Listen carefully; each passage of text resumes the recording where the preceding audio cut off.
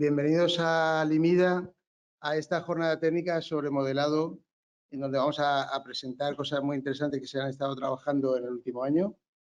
Y bueno, pues espero que sea de provecho para todo el mundo. Le cedo la palabra al consejero de Medio Ambiente, Mar Menor, Universidades de Investigación, ¿lo he dicho bien? Que tenemos el placer de que nos acompañe y además es una persona que conoce del tema y que sé que va a apreciar en su justa medida todo lo que en esta jornada vamos a contar. Muchísimas gracias, Víctor. Yo prometo siempre ser muy breve porque, en fin, creo que lo importante siempre cuando se hacen este tipo de jornadas, de actos, siempre viene después, ¿no? Con lo cual, en la brevedad creo que está la calidad también de lo que pueda decir. Pero me vais a permitir que en este caso, y tratándose de Limida, sí que haga alguna referencia, porque este es un instituto que, como profesor que soy de la Facultad de Veterinaria de la Universidad de Murcia e investigador, pues he pasado muchas horas y al que le tengo pues mucho cariño.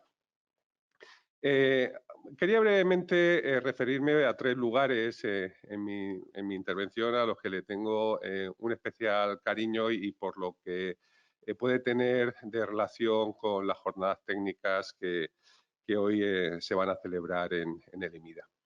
El primero está en Barcelona, es el Centro Nacional de Supercomputación. Tuve la oportunidad de trabajar mucho con ellos y ayer, leyendo el contenido de la jornada, recordaba cuando en el año 2017 se firmaba la adhesión de España a través del Centro Nacional de Supercomputación a un gran programa europeo, el Euro HPC, High Performance Computing, en el que, hablando con su director, con Mateo Valero, y aquellas aplicaciones que podrían derivarse de esta adhesión, de esta gran red europea de supercomputación, me decía, bueno, seremos capaces de entender, por ejemplo, qué pasa con el clima y el efecto que tiene el cambio climático sobre la Tierra en breve. Hace aproximadamente un mes y medio que les volví a visitar, me contaban que ya se había aprobado un programa, que de hecho ya se ha hecho público, que es establecer a través de la computación de altas prestaciones un gemelo digital de la Tierra para entender, gemelos digitales realmente para entender el efecto del cambio climático sobre diferentes factores y en esa fusión al final de gemelos digitales tener un modelo en el que poder conocer mejor qué es lo que está pasando. Son infraestructuras de altas prestaciones, son países, son equipos en coordinación que trabajan sobre un mismo objetivo, que al final, bueno, pues son datos, son algoritmos, es computación, es tratar de conocer qué es lo que va a pasar para estar sobre todo preparados y poder también corregir aquellas causas que pueden provocar tales efectos. En segundo lugar, me voy al sur, también un lugar muy querido, está en Sevilla, es la única infraestructura de investigación europea que coordina España, que se llama LifeWatch. Y LifeWatch al final es un observatorio de medio natural, hacer entornos virtuales para conocer a partir de la sensorización de ecosistemas y poder también de este modo predecir, vuelve a ser lo mismo, ¿no? Monitorizar, modelizar y predecir y conocer. Porque sin esto es imposible absolutamente hacer nada. Esto es lo que nos permite finalmente poder predecir escenarios y, por tanto, hacer las intervenciones que sean necesarias desde la evidencia de los datos, desde la evidencia científica. Y al último lugar es este, que es en mi tierra, que es la región de Murcia, donde, bueno, con este gran proyecto que es el Observatorio del Mar Menor, pues trata de, bueno, pues de también sumarse a esta lista de monitorizar, de modelizar y de predecir en un ecosistema tan frágil y tan sensible que es el Mar Menor. Ningún dato en el Mar Menor sobra, todo es necesario y solo es desde el análisis científico donde se podrán tomar las medidas más oportunas. En esta jornada no es necesario, en fin, decirlo, pero es verdad que conocimiento científico es el conocimiento que tenemos a nuestra disposición en cada momento. No significa que vaya a ser el conocimiento absoluto, ni mucho menos, eso lo sabemos, pero sí seguro que es la mejor decisión la que se toma desde el mejor conocimiento científico disponible en cada momento.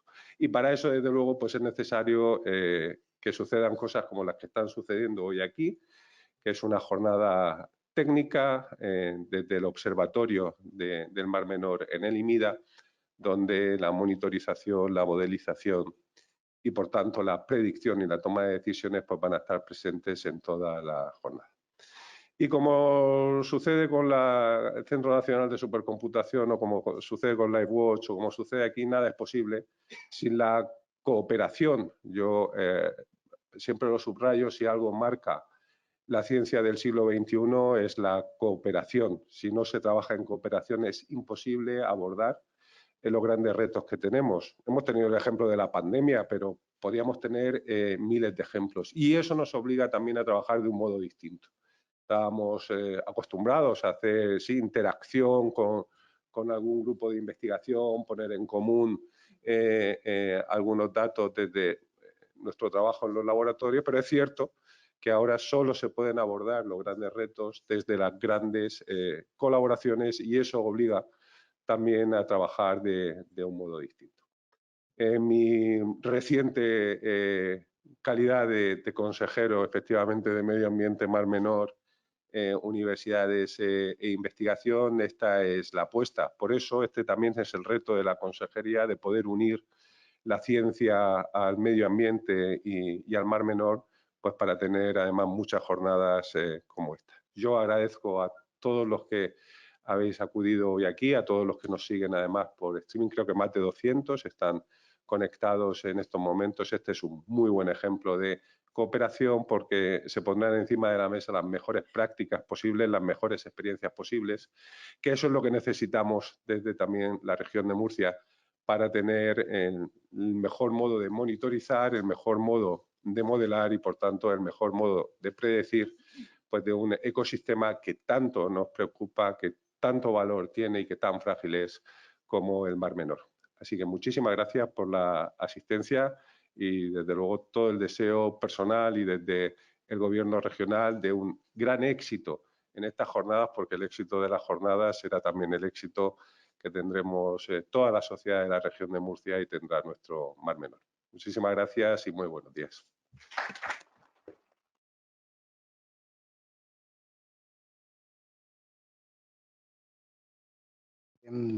Muchas gracias por tus palabras.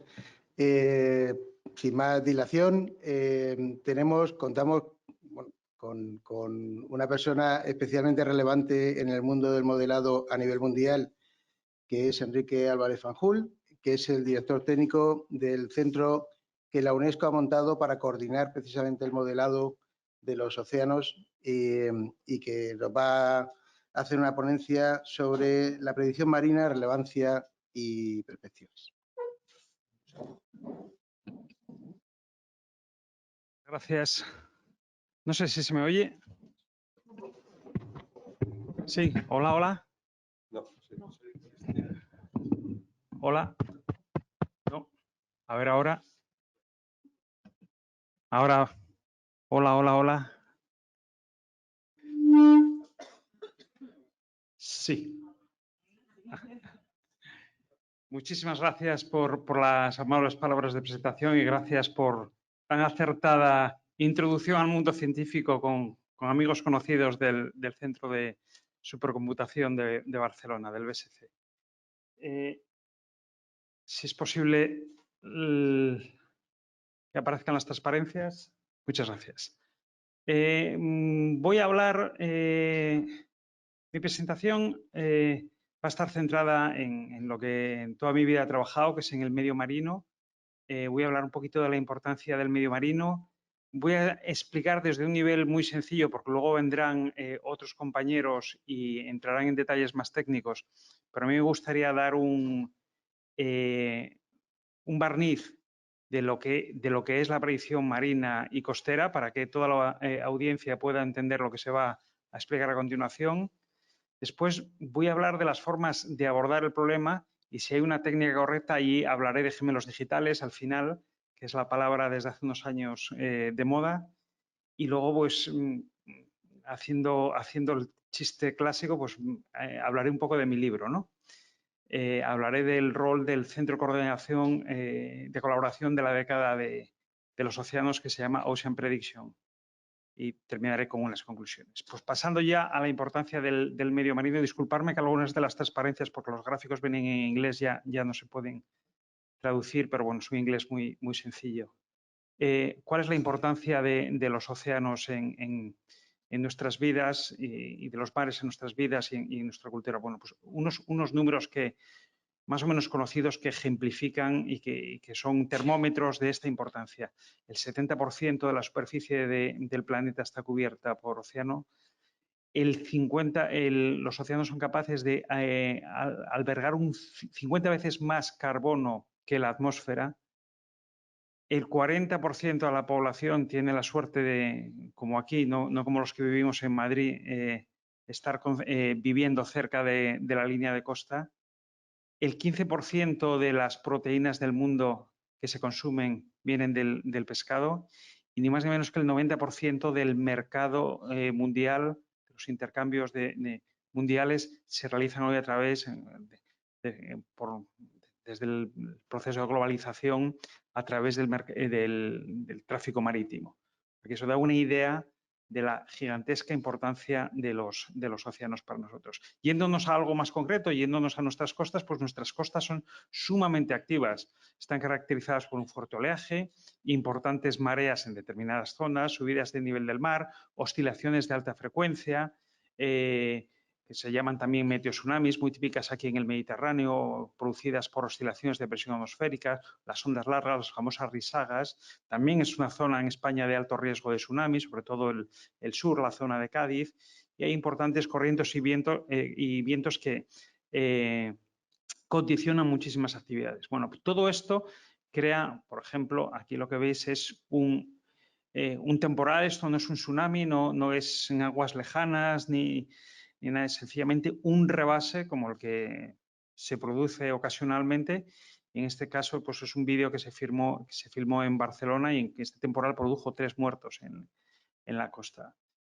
Todo esto es crítico para múltiples sectores socioeconómicos, como bien sabéis, con la pesquería, seguridad en el mar, turismo, lucha contra la contaminación marítima, puertos, etcétera, etcétera.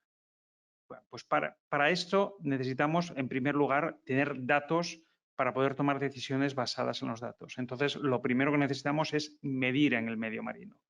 Aquí tenéis la artillería que está utilizando hoy en día la ciencia para medir en el medio marino. Tenemos barcos, tenemos boyas, tenemos drones submarinos que se llaman gliders, incluso a algunos focas y otros mamíferos marinos se les colocan sensores y en determinadas zonas y proporcionan muchos datos también del medio. Flotadores de deriva, flotadores Argo que se unen en profundidad. Bueno, ¿pero es suficiente con estas observaciones para tener los datos que necesitamos en la toma de decisiones? Pues la respuesta es que claramente no. Esas observaciones no son suficientes. En primer lugar, medir en el mar es muy caro y, por lo tanto, tenemos pocas observaciones, lo cual significa que tenemos poca resolución espacial. Si yo quiero saber un problema como el que, por ejemplo, estamos aquí reunidos del Mar Menor, no voy a tener seguramente en la fachada marítima suficiente información para esta toma de decisiones. Y luego hay un pequeño problema, que es que no hemos descubierto todavía los instrumentos que puedan medir en el futuro. Por lo tanto, si yo tengo que tener datos en el futuro para conocer, para poder tomar decisiones, necesito una herramienta nueva que me permita tener una estimación de lo que va a ocurrir en el futuro. Y esa herramienta es el modelado numérico. Por lo tanto, ¿qué es esto del modelado numérico y de la predicción marina y costera? Bien, pues lo que tenemos básicamente es el océano hoy a nuestra izquierda, que es lo que está medido por las boyas, los mareógrafos, todo tipo de instrumentación que os había comentado antes, perdón. Tenemos el océano mañana, que es el que me va a permitir saber cuál es la evolución de todo esto a días o meses vista, y todas las aplicaciones que hay en pesquería, expedición marina, un montón de lucha contra la contaminación marítima, y la forma que tenemos de hacer esto, de hacer esta transformación entre lo que tenemos ahora y lo que vamos a tener mañana, es por medio de la predicción numérica. La predicción numérica, en resumen, parte de las observaciones nos dan un estado inicial del océano por un proceso que técnicamente se llama asimilación de datos, y con ese estado inicial del océano, que son estas observaciones presentes, con esta discretización matemática, yo puedo hacer una predicción de cuál va a ser la evolución en una serie de puntos, en una malla virtual de puntos, en la cual yo voy a tener dentro de esa malla una predicción. Típicamente de lo que estamos hablando en estos momentos es una predicción a unos pocos días. Un ejemplo, perdón, con lo cual yo voy a tener la resolución espacial que yo quiero y los datos en el futuro que yo quiero. Un ejemplo de este tipo de sistemas es el IBM-FC, desarrollado a lo largo de la última década por diversas instituciones y mantenido por Nologin, que es una de las compañías que va a hablar posteriormente. Y básicamente tengo sistemas de previsión en toda, es un producto con una fuerte carga desarrollado aquí en España. Nos da la circulación, el oleaje y la biogeoquímica en una malla de 3 kilómetros de resolución desde Irlanda hasta las Canarias.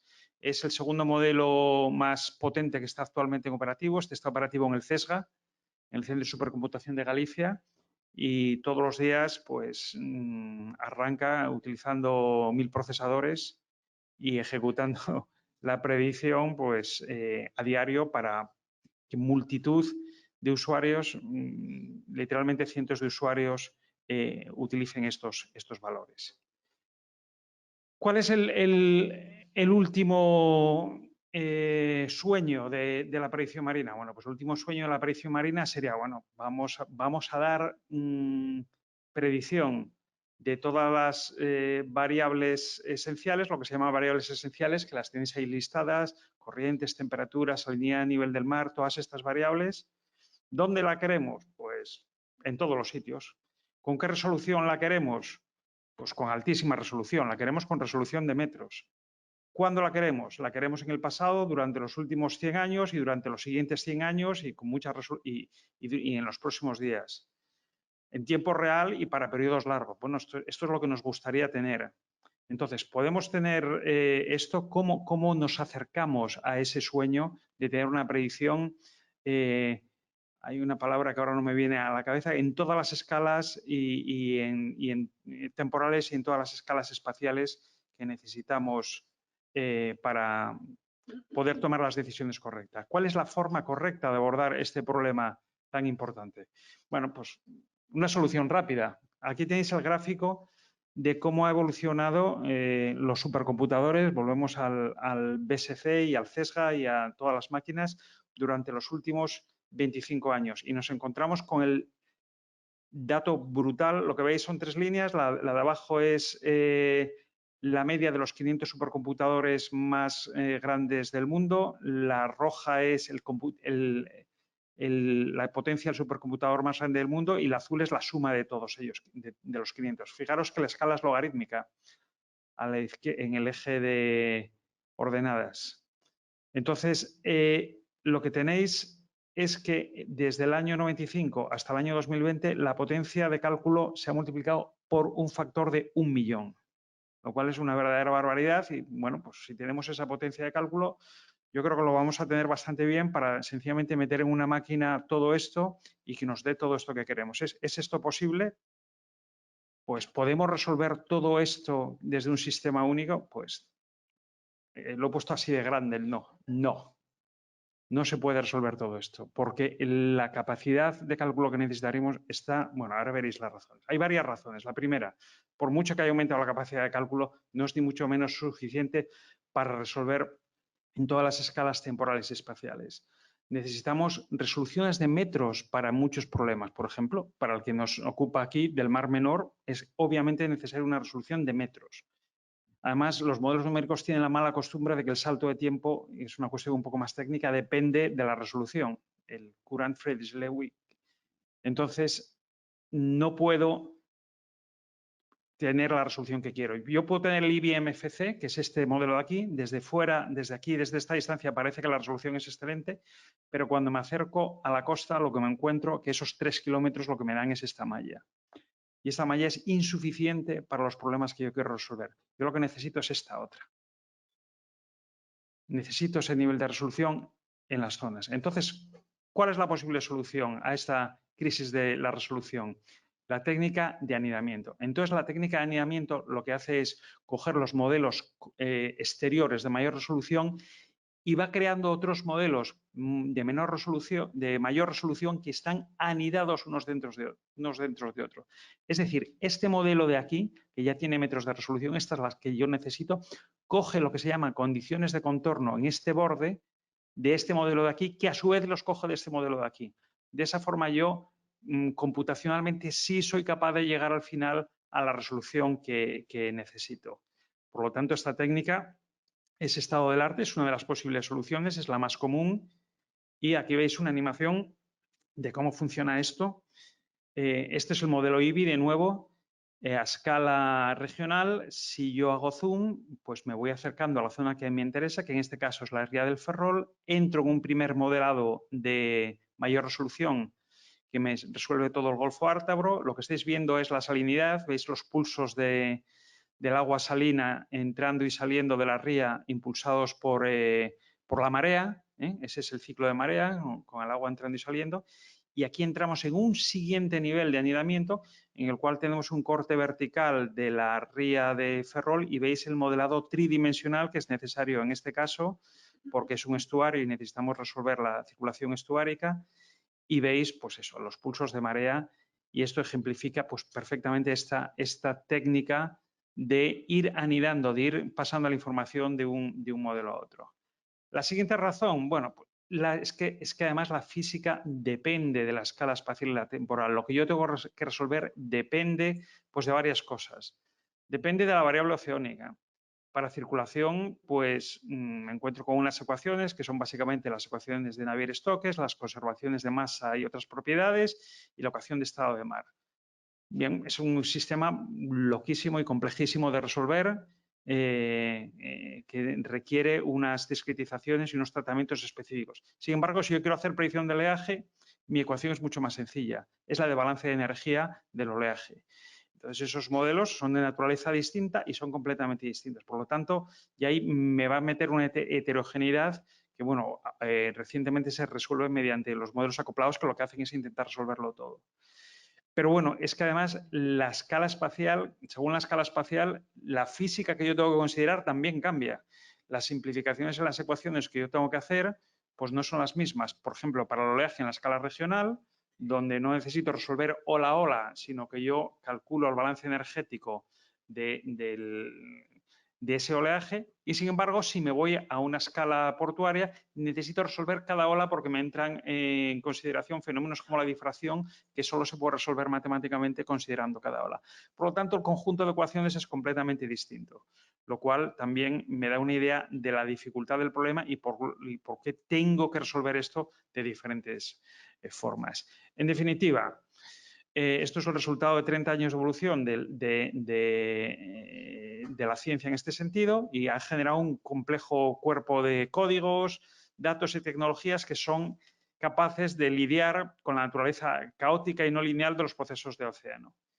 Entonces, gracias, por supuesto, a la capacidad de computación que va incrementando. Entonces, todo esto es una nube de conceptos con la computer science, a un lado, la física, la validación. Tenemos que tener aplicaciones que estén orientadas a los usuarios, concepto de asimilación de datos. Todo ello genera un cuerpo de conocimiento y que, la verdad, hemos sido capaces de resumir recientemente en una publicación que es, yo cuando dije vengo a hablar de mi libro, creí que lo decía virtualmente, pero resulta que es verdad. Que es la guía de TÜVs de UNESCO, donde 80 expertos hemos hecho un libro, al final nos ha quedado una cosa bastante voluminosa de 500 páginas, donde es la introducción a este mundo, donde hablamos de cuáles son las bases para estos sistemas de predicción y cuál es la introducción. Y bueno, tenemos aquí las palabras del secretario de la IOC diciendo que, bueno, que facilitará nuevos sistemas, etcétera, etcétera. Os recomiendo, si tenéis curiosidad en este mundo, que empecéis por esta publicación. Todo esto encaja con con el escaso conocimiento lo aprenderé de las jornadas de hoy, pero lo que he aprendido por conversaciones previas, que no lo conozco en gran detalle de lo que se va a contar hoy, pues encaja perfectamente, porque este esquema, que es lo que se está montando aquí, corresponde exactamente a ese tipo de tecnologías y a ese tipo de modelado de estado del arte que se describe en la guía de TÜVs y que es la solución a esta evolución de 30 años de la técnica. Bueno, ¿y cuál es el futuro? Pues la palabra de moda son los gemelos digitales. ¿Qué demonios es esto de un gemelo digital? Bueno, pues aquí tenemos la evolución de los sistemas. Primero tenemos un modelo digital que es lo que utilizamos para hacer ciencia. Básicamente, lo que tengo es que entre mi mundo físico y mi modelo numérico, mi objeto digital, yo tengo entradas de datos manuales, es decir, yo le pongo la batimetría, le pongo un montón de cosas y puedo hacer ciencia con ello, puedo hacer experimentos, puedo juguetear con ello. Luego está lo que se llama Digital Shadow, que es básicamente lo que hemos venido haciendo toda la vida, que es con datos del mundo real, lo que os he contado ya, alimentar los modelos para que, como una sombra, si el mundo real mueve la mano, la sombra mueve la mano detrás, me vaya reproduciendo lo que está haciendo el mundo real. Pero el siguiente paso es el gemelo digital. El gemelo digital, lo que se activa es la flecha de vuelta. Esta flecha está mal, el sentido es en la otra dirección. Lo que se activa es la flecha de vuelta en la cual mi mundo virtual altera mediante forma automática o mediante toma de decisiones el mundo físico, que a su vez realimenta el mundo digital. Entonces, eso es lo que técnicamente se llama un gemelo digital. No es que mi modelo sea muy bueno y se parezca mucho a la realidad. No, es que hay una realimentación de vuelta hacia el mundo físico.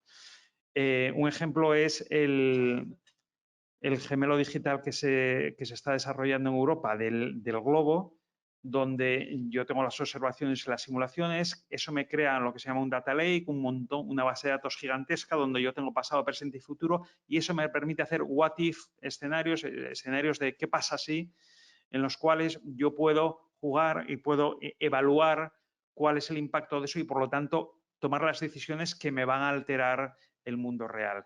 Y en ese sentido es un gemelo digital. Bien, entonces un poco la labor en la que estamos ahora en el grupo que estoy coordinando técnicamente, que es el Centro de Predicción de la década de los océanos relativo al modelado numérico. Centro de colaboración. Entonces, la idea fundamental se resume en esta transparencia. Este es los sistemas de predicciones que tenemos ahora mismo. Tenemos no demasiados, están dispersos, no están conectados técnicamente. Desarrollar un sistema nuevo requiere un esfuerzo considerable, que es lo que se está haciendo aquí. Hay que leer un montón, hay que estudiar un montón, hay que experimentar un montón. Por eso todo esto es complejo y solo está a la altura de centros avanzados y tiene poca presencia en países en vías de desarrollo. ¿Qué es lo que queremos cambiar durante la década de los océanos? Pues queremos pasar a este otro esquema en el cual tenemos muchos más sistemas y todos estos sistemas están interconectados, tanto técnicamente como a través de una comunidad de seres humanos que se ayudan los unos a los otros para que esto tenga sentido y salga adelante. ¿Cómo vamos a hacer esto? Bueno, pues nuestro capitán es la década de los océanos. El motor va a estar en las acciones de la década, los programas de la década. ¿Quién va a ir con nosotros en esto? Pues la comunidad que estamos creando. Estamos creando una comunidad, como veréis más adelante, en torno al modelado numérico. Y nosotros, en realidad, lo que estamos haciendo es marcando el curso de por dónde hay que ir para hacer esa transformación de un punto a otro. Tenemos dos pilares en el centro. El primero es la creación de esta comunidad y en este sentido pues tiene todo el sentido mi presencia aquí para dar la bienvenida a esta comunidad, a los desarrollos que se están haciendo aquí. Lo que hemos hecho es, partiendo de otras divisiones del globo que existían previamente, hemos cogido lo mejor de cada una de esas divisiones y hemos creado nuestras propias zonas. Y dentro de esas zonas estamos montando equipos que van a ser nuestros embajadores para hacer el trabajo que queremos hacer, que es crear esta comunidad de científicos, usuarios, sector privado, sector público, organismos no gubernamentales, etcétera, etcétera. Una comunidad abierta, no solo una comunidad científica, sino una comunidad que cubra todo el espacio desde el usuario hasta el último científico. Por supuesto, apoyar todas las acciones relativas a la década, identificar deficiencias y vías hacia adelante, trabajar en capacitación de la gente, sobre todo, como os dije, en países en vías de desarrollo. Este es un trabajo fundamental, explicar la importancia de estos sistemas y, por supuesto, trabajar en explicar cómo se implementan y luego hacer una serie de trabajos técnicos que ahora os voy a explicar un poco más en esta transparencia. Lo que hemos visto, ya os lo anticipé en la transparencia anterior, es que los sistemas están técnicamente desconectados. ¿Esto qué significa? Que durante el desarrollo los sistemas pues, requieren un trabajo que no debería de ser el caso a estas alturas de la técnica. Además, los servicios como el que os enseñé antes de Copernicus están desconectados, no son interoperables hoy en día. Entonces, pero los problemas no acaban ahí. Si uno es lo suficientemente listo y termina teniendo un sistema, resulta que no tiene herramientas comunes para validación, su sistema no es fácil que entre en sistemas de intercambios de datos, etcétera, etcétera. Por lo tanto, la década nos ofrece un escenario nuevo para cambiar esta realidad. Por un lado, está la década, pero por otro lado tenemos además las oportunidades relativas a los gemelos digitales. Os conté que Europa está desarrollando un gemelo digital, esto va a crear un data lake a nivel europeo y esto va a ser una oportunidad también para la interoperabilidad.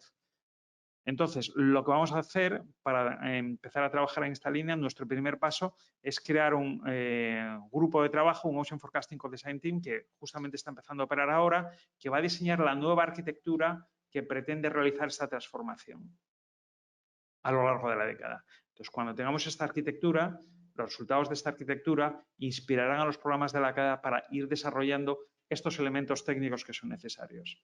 Ejemplos de posible arquitectura son estos. Esto es quizá un poquito técnico para ahora mismo, pero quedaros con que hay un data lake aquí de datos interoperables y muy importante a la hora de saber qué datos pueden ir al data lake o no, es importante entender cuál es la calidad de los sistemas, cuál es el nivel de operacionalidad de los sistemas. Porque desafortunadamente, bueno, pues nos encontramos con sistemas que proclaman ser operacionales muchas veces y no lo son tanto. Entonces, lo que vamos a desarrollar es un índice que es el Operational Readiness Level, que van a ser 4 dígitos independientes que van a permitir describir el sistema.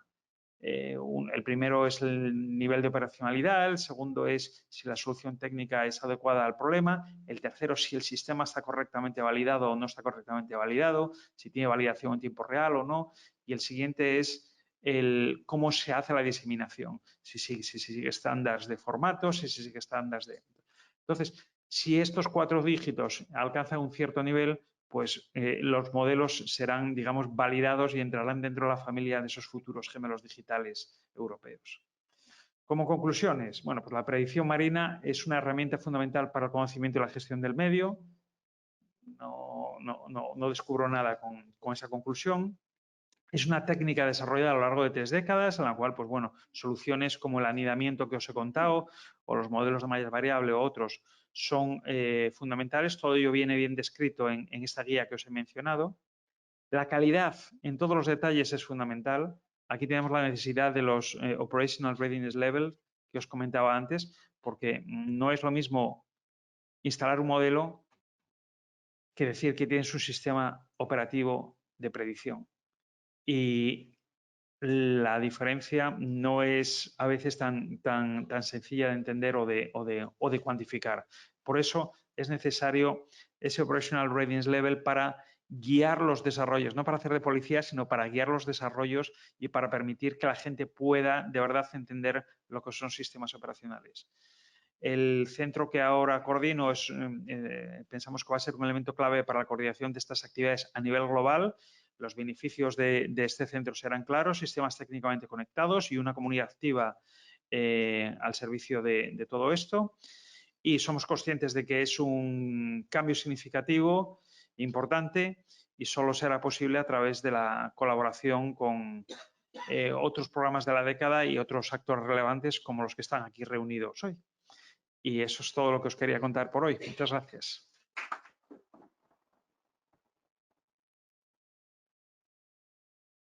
No sé si estamos en tiempo de alguna pregunta o van preguntas después, o cómo lo tenéis pensado.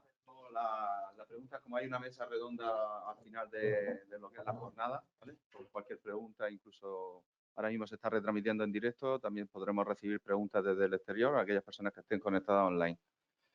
Pues bueno, bienvenido a toda esta jornada. Me presento para aquellos que no me conozcáis. Soy Antonio Aroca, que soy el responsable un poco de la Oficina de Transferencia de Resultados de Investigación de aquí del IMIDA. Y bienvenido a toda la jornada. Pues empezamos esta jornada un poco, la primera jornada del Observatorio del Mar Menor. Hemos dividido la jornada como en 3 bloques. Haremos descansos para que podamos descansar de tanta información que vamos a recibir hoy aquí en esta jornada, que es un poquito larga. En el primer bloque hemos tenido el gusto de tener a Enrique como una ponencia invitada. Vamos a tener ahora 2 más. Y en ese primer bloque luego nos tomaremos un descanso, un café, que os invitaremos aquí en la cantina del IMIDA. Y posteriormente ya comenzaremos con las siguientes ponencias. En total tenemos 11 ponencias y bueno, iremos un poco viendo. Al final de todos los ponentes estarán, incluso los virtuales van a estar también presentes, por si ustedes quieren realizar cualquier tipo de pregunta o cuestión o cualquier duda que se haya quedado. Muy bien, pues vamos a dar paso a nuestro siguiente ponente invitado, que es Ángel Pérez Ruzafa. Él es catedrático de Ecología de la Universidad de Murcia y además es coordinador del Grupo de Ecología y Ordenación de Ecosistemas Marinos Costeros. La ponencia nos va a dar un poco, nos va a arrojar luz sobre el estado ecológico actual del Mar Menor. Buenos días, Ángel. Hola, muy buenos días. Muy buenos días, Ángel, bienvenido y muchas gracias por participar en esta jornada que tenemos hoy. Nada, gracias a vosotros por organizarlas. Pues muy te bien. dejamos un poco para que hagas tu ponencia. Perfecto. ¿Se ve mi pantalla? ¿Se ve bien la presentación? ¿Se ve la presentación? Pregunto. Sí, se oye. Sí, Ángel. ¿Se ve la presentación? Perfecto. Sí, perfecto. Bueno, pues en una jornada sobre el Mar Menor y los modelos que tienen que desarrollarse para poder anticipar problemas y resolverlos, pues hay que ir un poco más allá de simplemente describir en qué consiste el estado ecológico. Y el Mar Menor es un sistema muy complejo que está bajo mucha presión antrópica y que genera multitud de preguntas, ¿no?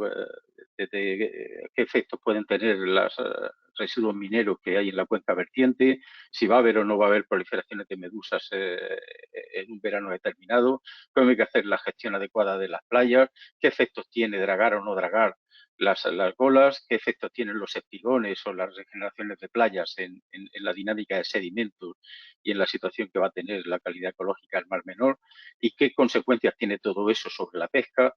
Si cosas tan tontas como si colocar muertos es mejor que colocar puertos para anclar las embarcaciones.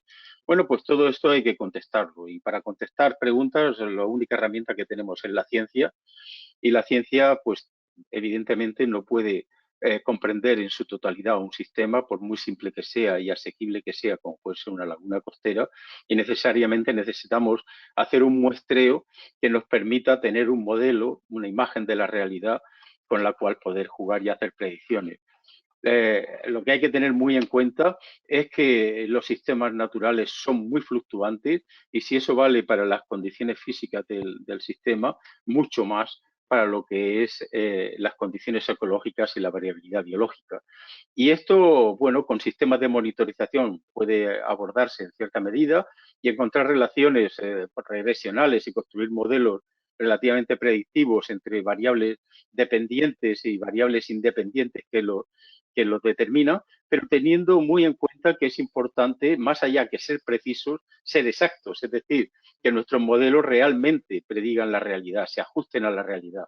Y errores de calibración, errores de muestreo, errores de falta de diseño experimental a la hora de tomar los datos pueden hacer que nuestros modelos no tengan nada que ver con la realidad. El primer condicionante que debemos tener en cuenta es que el Mar Menor es una laguna costera. No estamos hablando del mar abierto. Lagunas costeras hay muchas en el Mediterráneo, más de 400, y dentro de toda la gran variabilidad de morfologías, tamaños, hidrologías que podamos encontrar en ellas, y sabiendo que la mayoría de ellas comparten muy pocas especies, sin embargo, todas funcionan de la misma manera. Y ahí es donde tenemos que ser capaces de extraer las regularidades y tener claras las diferencias cuando hacemos comparaciones. Y en ese sentido, las grandes similitudes que tienen todas las lagunas costeras es que son someras, que por eso tienen gradientes intensos con la costa y gradientes físico-químicos y biológicos que las hacen muy productivas, y además están relativamente aisladas con respecto al mar. Esa conectividad restringida que tienen con respecto al mar es fundamental para entender cómo funcionan las lagunas costeras. Las revisiones que hemos hecho, las lagunas costeras son incluso mucho más productivas, como puede verse en el gráfico, que incluso las zonas de afloramiento y típicamente pesqueras de las zonas costeras de mar abierto. Y esta productividad se basa precisamente en esos gradientes intensos que ofrecen, que generan flujos de energía importantes y flujos biológicos. Las especies entran como larvas a las lagunas costeras, crecen aprovechando esa productividad y luego retornan al mar abierto para poder reproducirse y desarrollarse el ciclo de vida completo. Y esto hace que los mecanismos de comunicación entre las lagunas y el mar abierto sean esenciales para entender cómo funcionan y hayan sido tradicionalmente sistemas de pesca. Pero estamos diciendo que las lagunas costeras son muy productivas por definición, y esto hace que sean de aguas turbias, transparentes, verdes, opacas relativamente, donde difícilmente la visibilidad alcanza más de medio metro o 1 metro como mucho. Pero el Mar Menor era una excepción a esto. El Mar Menor ha tenido tradicionalmente aguas muy transparentes, que nos ha permitido hacer trabajos desde el punto de vista y con metodologías que no se podían aplicar en otras lagunas, y además alberga una gran diversidad de comunidades distintas. Están muy lejos de esa asunción tradicional de que las lagunas costeras son ambientes homogéneos, simples, dominados por estrategas de la R. Al contrario, las estrategias dominantes son de la K, son especies muy adaptadas a las condiciones lagunares y son capaces de mantener una gran biodiversidad fomentada por la gran heterogeneidad de sustratos que tiene el Mar Menor. Y eso hace que sea un recurso económico fundamental para actividades como el turismo, que lógicamente, y las actividades náuticas, se fundamentan en buena medida en la transparencia de las aguas, de ahí que haya tenido tanta importancia. Pero vuelvo otra vez al papel que juega la conectividad restringida. Los modelos lagrangianos que hemos podido desarrollar en el Mar Menor muestran que el intercambio de partículas es mínimo entre el Mediterráneo y la laguna, y que incluso dentro de la laguna las distintas zonas lagunares no intercambian fácilmente larvas y partículas entre las distintas cubetas. Y esto es esencial porque hace que, por un lado, haya especies muy abundantes durante unos años que desaparecen durante otras. Hasta el 40% de las especies que están un año no van a estar al año que viene, pero la red trófica sigue funcionando. La red trófica es terriblemente heterogénea y compleja. Y esto hay que entenderlo bien, porque esta heterogeneidad forma parte de su capacidad homeostática y de autorregulación. Y si la rompemos homogeneizando la laguna con el mar abierto, posiblemente perderemos su capacidad de responder a la eutrofización. En los trabajos que hemos hecho comparando diversas lagunas en Europa, precisamente el Mar Menor es la más restringida, es la que más tarda en renovar sus aguas, siendo la más pequeña. Venecia tarda menos de una semana o 10 días en renovar toda su agua, siendo 3 veces más grande. Y el Mar Menor, a pesar de esa restricción, es la única que tiene aguas transparentes de forma habitual. Bueno, pues como digo, esta red trófica compleja hay que entenderla. Hay que entender el papel que juegan los distintos macrófitos. Hay macrófitos como Caulerpa, que todo va a los detritos y no entran a la red trófica. Hay otras como las fanerógamas o como las macroalgas o las cianoficias bentónicas, que sí que juegan un papel relevante y que se ven perjudicadas por la expansión de Caulerpa prolífera.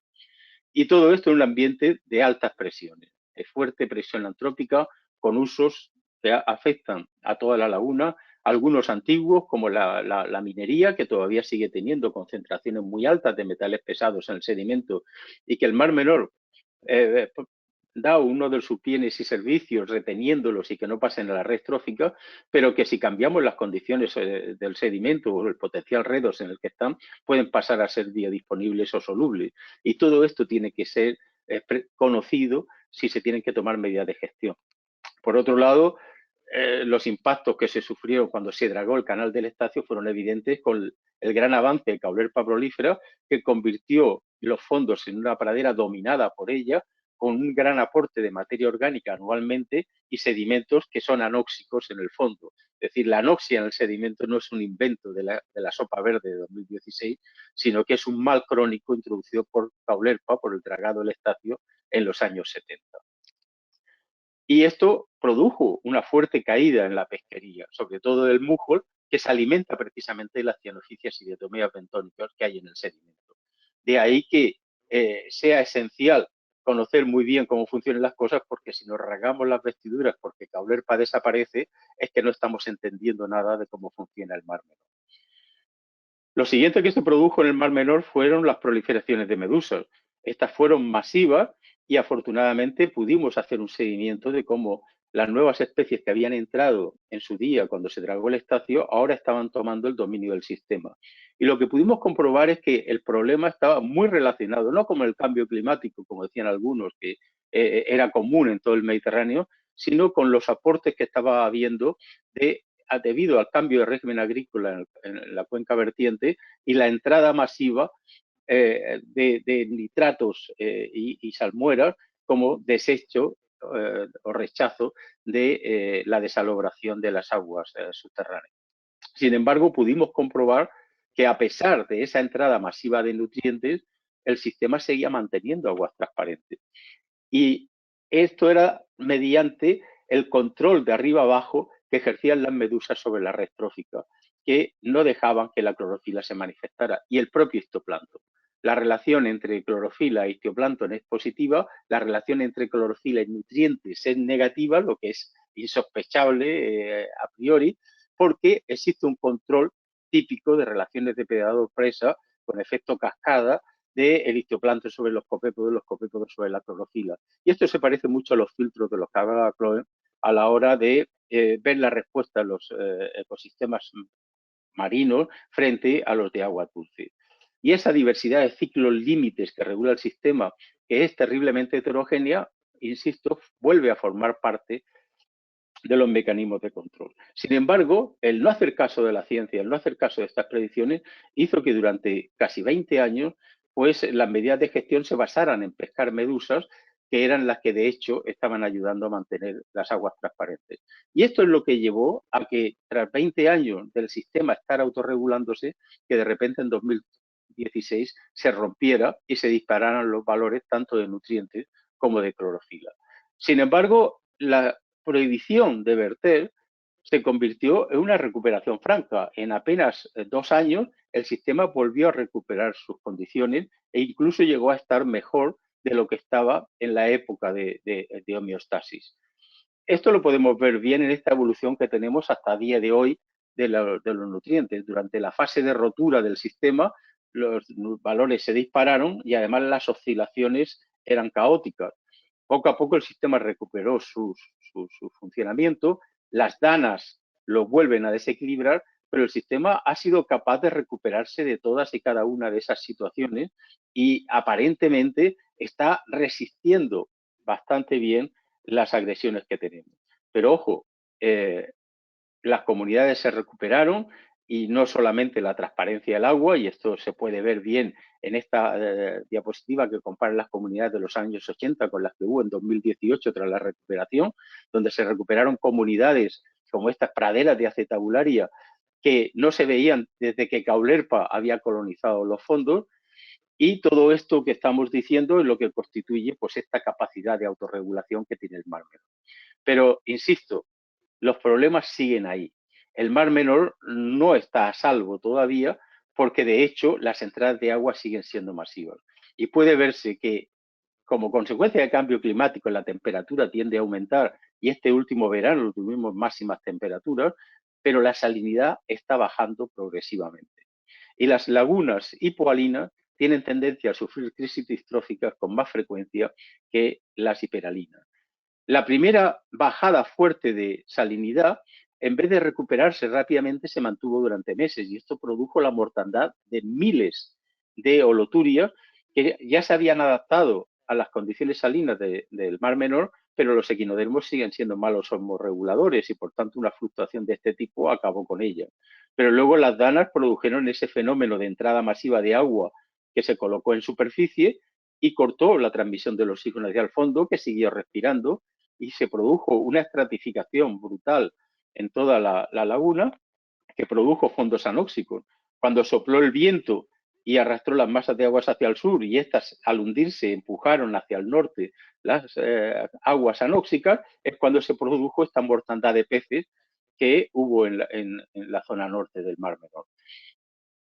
A los pocos días esto se había resuelto en cuanto cambiaron los vientos y se removió el agua, pero este tipo de eventos puede volver a repetirse si no hay solución.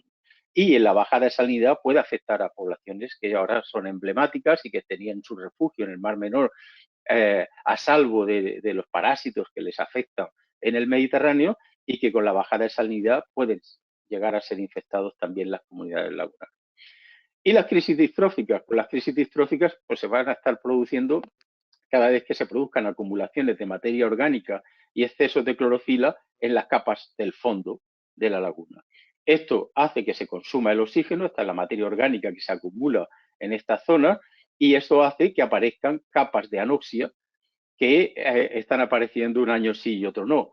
Lo que estamos viendo precisamente es que como los nutrientes siguen entrando, y sí, aunque el sistema tiene capacidad de consumirlos, pero las entradas están intactas. Y con la subida del nivel freático, lo que se está produciendo es que ya no son solo nitratos. También está empezando a entrar fósforo por toda la ribera sur del Mar Menor, especialmente por toda la zona que está más poblada y quizás que tengo mayores deficiencias en la red de saneamiento, pero que también los pozos negros que estén sin conectar en zonas más interiores, ahora que el freático está siendo muy alto, pues el fósforo termina siendo elevado hacia el mar. Y es precisamente donde la relación carbono-fósforo, nitrógeno-fósforo, perdón, se altera y el fósforo deja de ser limitante, donde precisamente se producen los mayores eventos de anoxia. Bueno, se han propuesto soluciones para cuando se produzcan estas estratificaciones, como por ejemplo dragar marchamalo. Esto podría servir de aliviadero en el caso de que soplaran los vientos y el agua tuviera por donde salir y no se hundiera para empujar las capas anóxicas. Pero insisto, todo esto tiene que estar modelado, porque si la capa anóxica está más profunda que la capacidad que tenemos nosotros de renovar el agua y la capa del Mediterráneo que entra es precisamente menos salina y lo que hace es de tapón, pues evidentemente no estaremos resolviendo el problema. Y entonces proponer soluciones de este tipo sin datos delante y sin modelos precisos que lo resuelvan, pues evidentemente podría ser un suicidio y una mala estrategia a la hora de gestionar los recursos. Bueno, pues aquí se ven los altibajos que ha habido en la transparencia de la columna de agua, que, bueno, pues los veranos en los que la temperatura es alta y las entradas de materia orgánica son altas y de nutrientes, pues tenemos las crisis de anoxia y aguas turbias. La retirada de biomasa del último año permitió que este último año precisamente no las tuviera. Pero claro, ahí es donde los balances de nutrientes tienen que estar muy bien medidos, porque el agua sigue fluyendo, el freático sigue subiendo y está cada vez más elevado. Esto hace que borbotee ya agua en algunas playas y esto no es una rambla tradicional, es una zona donde no había rambla y donde ahora el agua aflora en la marina del Carmolí. Y, insisto, no solamente están entrando nitratos, sino que ya ahora esas aguas también llevan fósforo y ya hemos comentado la relación nitrógeno-fósforo que puede desencadenar los procesos de anoxia.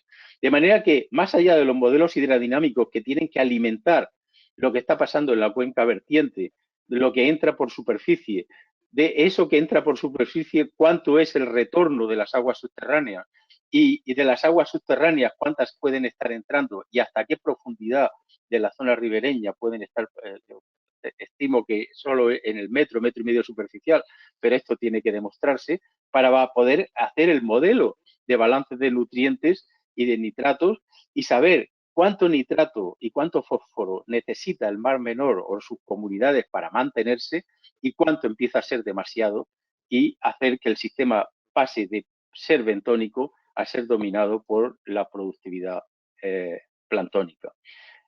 Finalmente, ya para casi terminar, bueno, las medidas que hay que adoptar. También esas necesitan de datos producidos por los modelos para tomar decisiones. Cómo tienen que diseñarse los setos, si son efectivos o no, de qué dimensiones tienen que ser, qué reprofundidad tienen que tener las raíces, qué anchura tienen que tener los setos, qué papel o qué porcentaje de la retirada de nitratos o de materiales en suspensión pueden retener las zonas húmedas naturales o las zonas húmedas artificiales, qué papel puede jugar la retirada de biomasa y cuánta hay que sacar y cuáles son las consecuencias que tiene. Todo eso son preguntas en las que los modelos tienen que tener claro que si no son capaces de responderlas, pues no nos servirían. Porque al final tenemos que tener un sistema y una infraestructura de gestión del agua. ¿Cuánta agua tenemos que sacar de esa que percola? ¿Cuánta corre por superficie o no, dependiendo de lo alto que esté el nivel freático? ¿Cuánto tenemos de la que sacamos desalar? ¿Qué podemos hacer con esas desaladoras? Si podemos desnitrificarlas para poder evacuarlas y juntarlas con las aguas de las desaladoras, y de esa manera podrían ser una solución para los rechazos de la desalación, que son terribles si no se difunde bien el agua en el mar. Cómo hay que poner en red esa batería de pozos legales con contadores para saber cuánta agua sacan, cuánta deben sacar y cuánta se les permite, y en definitiva poder ver de qué manera toda la cuenca vertiente afecta a los procesos hidrodinámicos, a los intercambios con el Mediterráneo, y cómo todo eso afecta al sistema biológico y se reorganiza el sistema biológico de acuerdo con eso. Pues eso es todo lo que yo quería contar. He procurado ajustarme y recuperar un poco el tiempo perdido. Las diapositivas estaban en inglés por facilitar la comprensión de los colegas extranjeros que están participando en la reunión, y bueno, estoy a su disposición.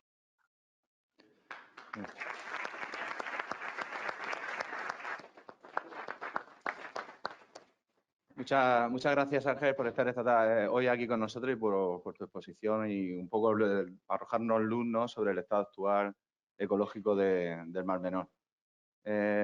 Bueno, el turno de ruego y preguntas lo dejaremos un poco al final de la jornada por seguir un poco la dinámica y los tiempos. Y ahora vamos a dar paso a la siguiente presentación, que la va a realizar el director del IMIDA, Víctor Serrano, y en relación a la presentación de lo que sería el Observatorio del Mar Menor. Bueno, muchas gracias.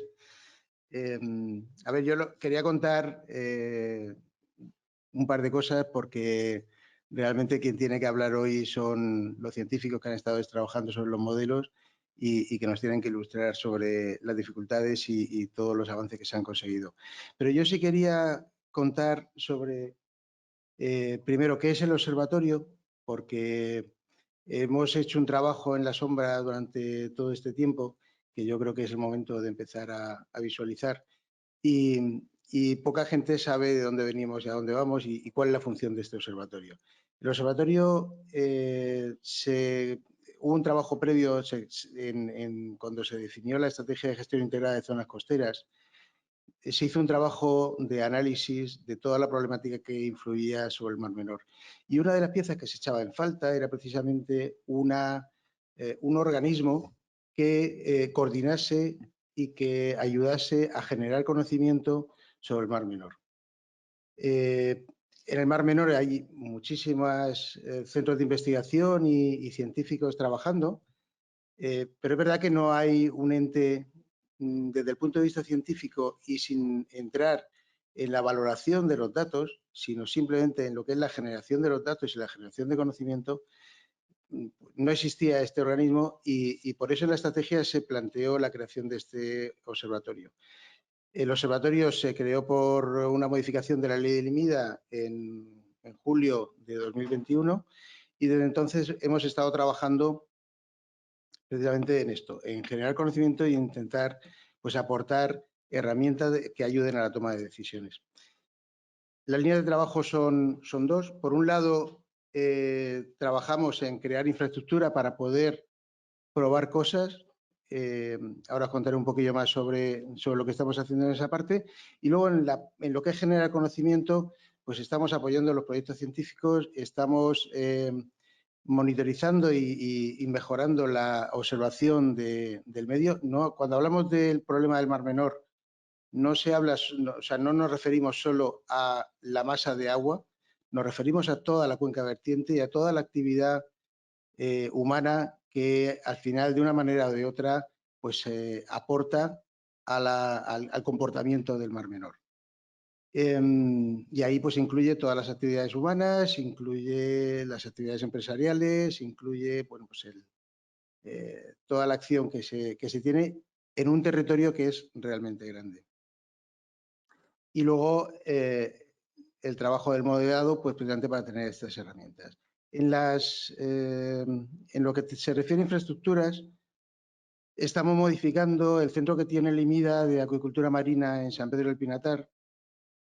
Lo que veis a la izquierda era lo que existía en el centro hace menos de un año, donde bueno, pues había una serie de balsas grandes y tenemos unos espacios dedicados al laboratorio y a los circuitos de investigación acuícola. Y lo que queremos convertir, y estamos ya trabajando en ello, ya las balsas han desaparecido y estamos trabajando con el proyecto de creación de las balsas experimentales, es crear un sistema de balsas experimentales mucho más modular, mucho más flexible, que tenga 2 tomas de agua. Ahora mismo estábamos trabajando con acuicultura mediterránea, con una toma de agua desde el Mediterráneo, y la idea es disponer también de una toma de agua del Mar Menor, de manera que podamos llenar cada balsa con agua con unas características u otras en función del ensayo que se vaya a desarrollar. La idea es poder probar cosas que en el Mar Menor pues es muy difícil que podamos probar por la repercusión que puede tener sobre el medio. Una de las actividades habituales que tenemos aquí es precisamente, junto con la Dirección General de Mar Menor, pues validar propuestas de todo tipo para intentar ayudar a la solución del Mar Menor.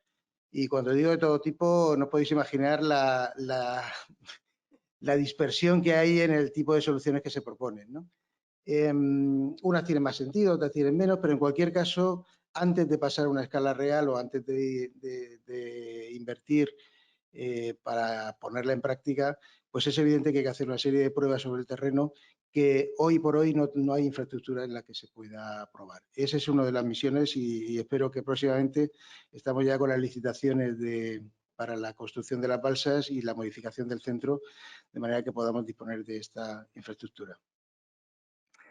Como decía, cuando hablamos del problema del Mar Menor, hablamos de un territorio sumamente extenso y además con unas características pues, que evidentemente son diferentes. No estamos hablando de la masa de agua se comporta de una manera, el agua superficial se comporta de otra.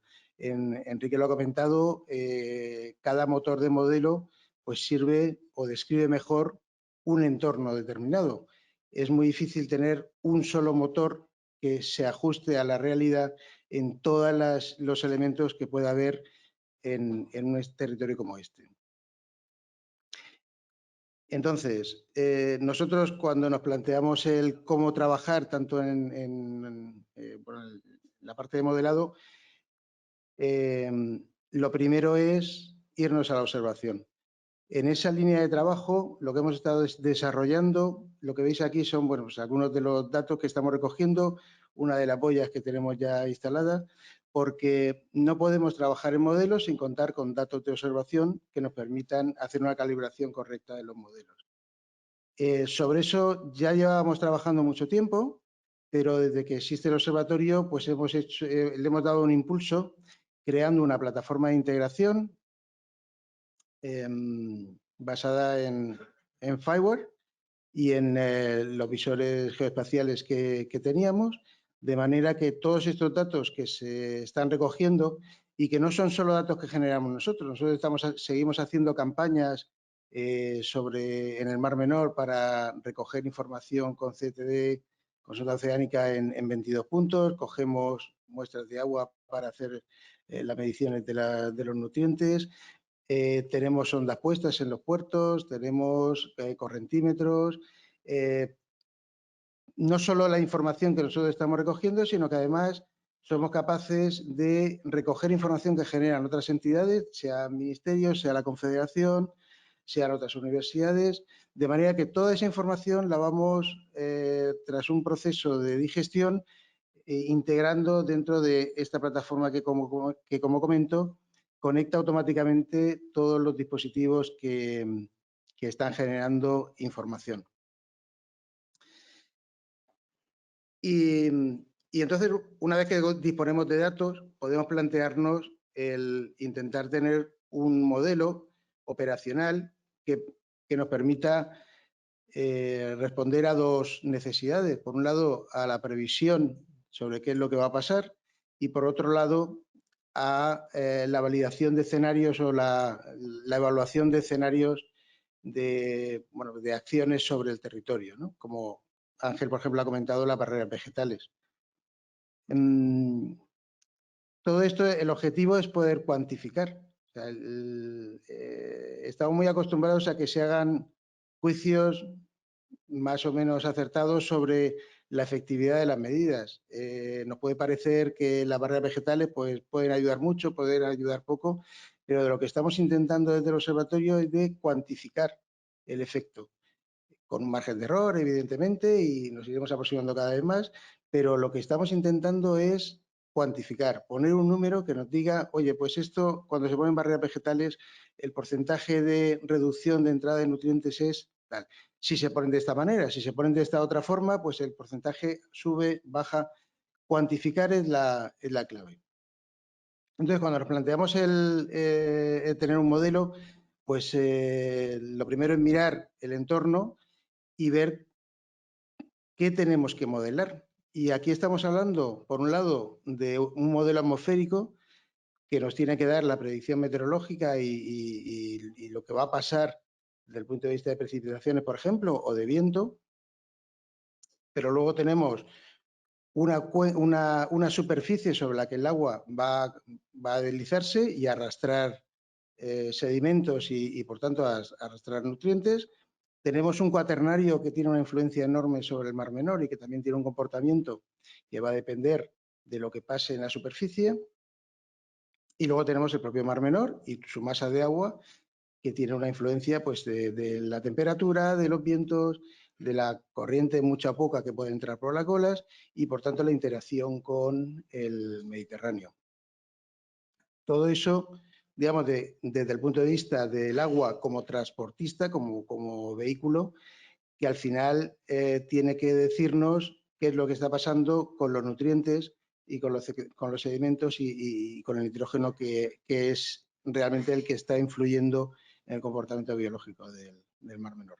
Este es digamos, el entorno que tenemos que solucionar y, claro, cuando nos planteamos cómo solucionarlo, Enrique lo ha comentado muy bien.